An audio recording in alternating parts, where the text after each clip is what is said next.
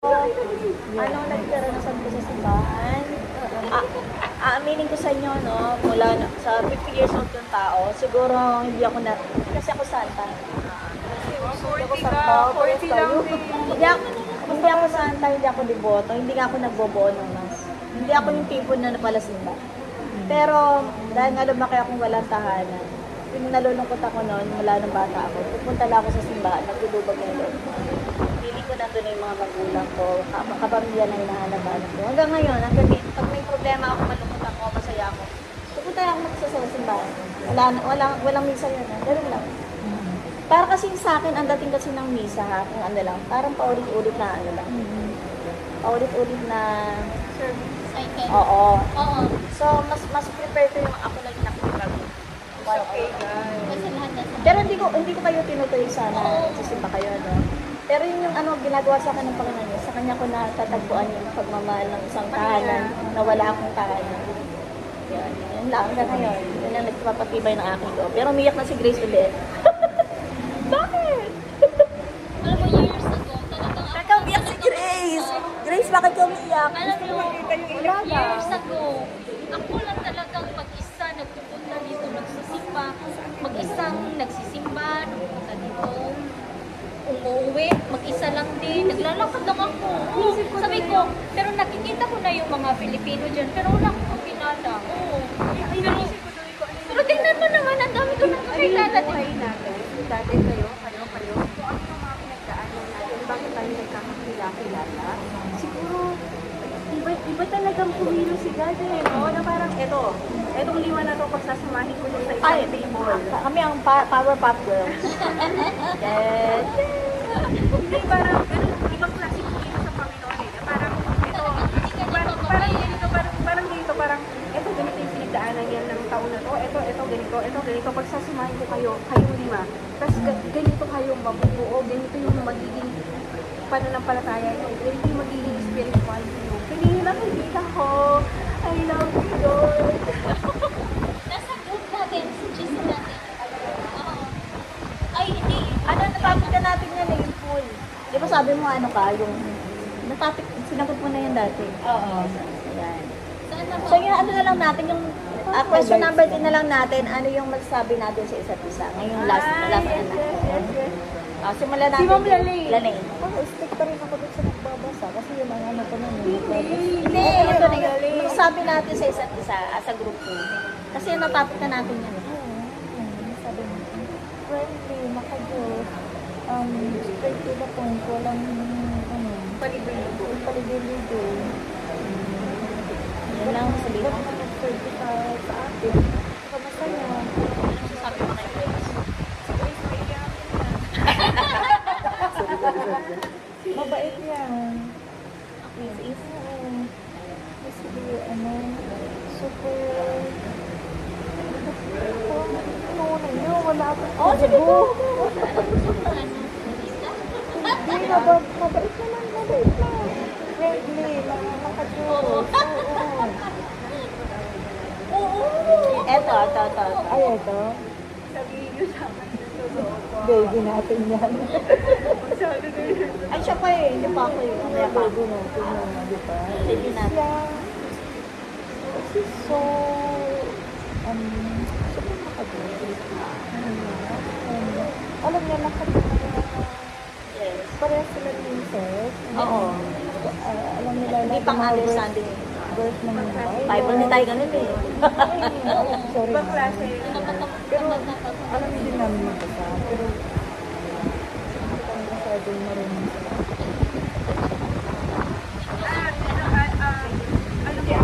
Hindi ako. So, yun. Ako, anong kasat mo sa akin? Ako talaga itong kaibigan. Kailangan lang. From reports pa. Matagal na kayo magkakilala. Matagal na. Tapos, childish ko, mag-mature ko na ngayon. Yung una kong ano to, na nakilala, Pagka-childish natin. Oo. Pagka-childish ko. Yung una kong hindi ka ibigyan na. And then, nag-mature din siya. Ayun. So, 50 na. Okay, ito muna. Para kay Grace. Papayakin. Kasi nung dadaling pa rin siya dito, sabi ko, may relasyon ako sa buhay. And bago kami nagkahiwalay na nandas kasi yung kasama namin sa bahay, nagkahiwalay na kami. Puntik na siyang magkasala, pero God made a way na mag-diretso kami para ma-save yung plot. So, kaya mula kahit nagkahiwalay na kami ng bahay, nakatuon ako sa kanya, prayer, tapos lagi siya nasabihan ng affirmation na bilib ako sa'yo, binabago mo ang buhay mo. Kasi mahirap na siya yung bumubuhay. Baliktad kasi yung asawa ko nasa bahay siya ang nagtatrabaho. So, mahirap. Pero ano niya yun, nababalance niya yun. Kasi umuwi talaga siya lagi. Saka mabait naman yung asawa niya. Hindi naman babayro yun. Dapat ka magpo-forgood na yan, never bumalik ulit. Kasi hindi madali. Kasi mahirap pag ang babae nag-ahanap buhay at malayo sa anak. Kaya nga swerte ko eh. I just want to say I love you so much. Love you. Ay, ko sige. Nahiyak tuloy yung sinabi ko. Sorry na. Then next. And to you, sis, marami kang pang dadaan ng problems. Ito rin. Pero I know strong ka. Pero marami kang pang dadaan. Nababasa mo. Kaya mo na. Kaya mo na. Nakikita ko na may mga problems. Lahat yan may pagsubok lang yun. Ito, sobrang love ko to. Binigay to ni Lord sa akin dito na moment na to. Very fragile. Ang dali manipulate. Yes. Kung walang yala kami na manipulate ka na namin. Umi ang ugali niya para bata. Madali na yung manipulation. Kaya lang That means may malaking puso siya.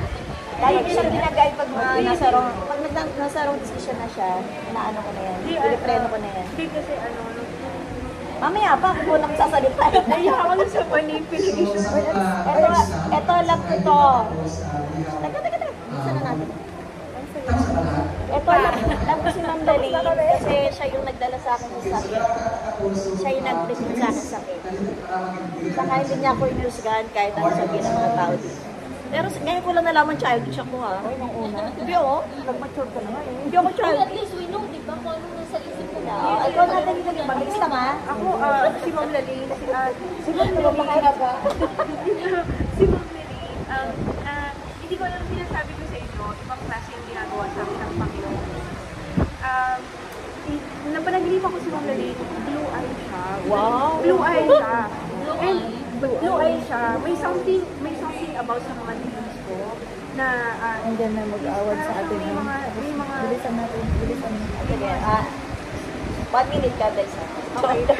So, Masasabi mo lang para sa isa siya sa tumulong sa akin dito sa kung paano ako mapalapit kay God. Buhay ka. Nagsuserve ako. Dahil sa kanya, nakapunta ako sa altar. Thank you, Ma'am Lali. Sobrang thankful mo na i-bless ka ni God kasi sobrang dami mong soul. Sobrang dami mong soul na natutulungan and hindi ko alam kung paano ko siyang ibabalik sa'yo. That is super blessing. Okay. Si Ma'am Doris, ang dami ko naiiyak ako kasi yung mga pinagdaanan mo na is something na kung pwede lang kita, kung nandun ako, natutulungan na kita. Kung nandun ako na habang ginagawa yun sa'yo na hindi yun dapat. Ang dami ko pa rin gusto mo sabihin. Sige na. Ano lang sa atin? Pero, isa sa pinakamaraming gusto. Kayong dalawa ni Grace. Isang message ko sa inyo dalawa. Kayong dalawa, puno kayo ng pinagdaanan. Puno kayo ng dalawa. And yung wisdom nyo is not just wisdom. It is galing siya sa pinagdaanan nyo. It is something deep. I know, ano man yung meron sa inyo, sa mga puso nyo dalawa, meron kayong mabigat na pinagdaanan kaya ganyan kayo magsalita. Yung gusto nyo galing sa inyo. Ganun yung Pakalata ko. Maraming salamat sa inyo. Ang dami kong natutunan sa inyo. Sana hindi pa to ang last naman sa video or your Sa prayers ka na. Maraming From Russia. Maraming I love you. I love you.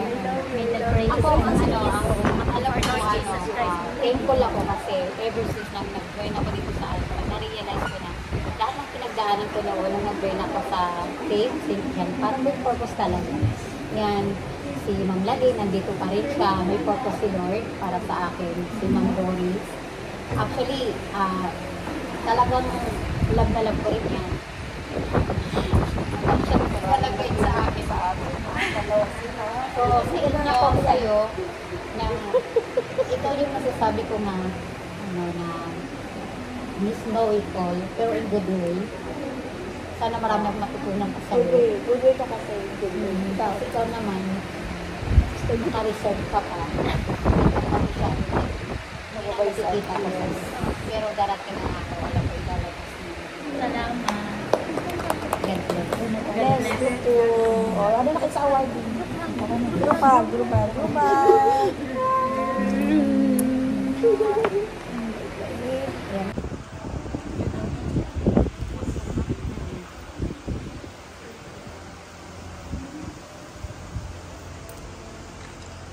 Congratulations to Renalyn B. Dador.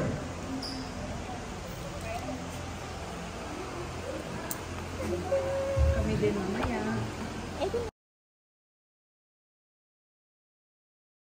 Bless the food, is it? In the name of the Father, Son, and the Holy Spirit.